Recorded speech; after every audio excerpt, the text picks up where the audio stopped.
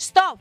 Άκου τι σου έλεγε η μάνα σου και καταστρέφεις το στρώμα σου. Βγάλ' το και χτύπα το στο μπαλκόνι σου, λέγει η μάνα σου. Και εσύ δώσ' του μπάκα μπούκα. Αυτό απαγορεύεται. Το τίναγμα στην πραγματικότητα, κορίτσια, δεν διώχνει τη σκόνη. Απλά τη μεταφέρει. Άσε που όταν βγάζεις έξω το στρώμα μπορεί να μαζέψει σκόνη, γύρι ή καυσαέρια. Μετά σου είπε να φωνάξεις ένα συνεργείο να το καθαρίσει. Δεν σου είπε όμως να προσέξεις ποιο να διαλέξεις, γιατί εκεί υπάρχει ρίσκο. Αν δεν στεγνώσει καλά, θα μου χλιάσει. Το ρισκάρεις. Επίσης, σου είπε να το σκουπίζεις και με την ηλεκτρική σκούπα.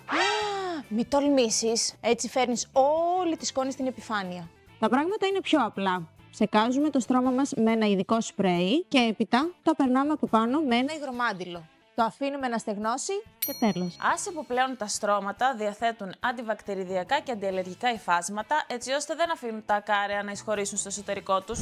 Εσύ θυμάσαι τη μαμά σου να χτυπάει το στρώμα στο μπαλκόνι, λες και είχε προηγούμενα μαζί του?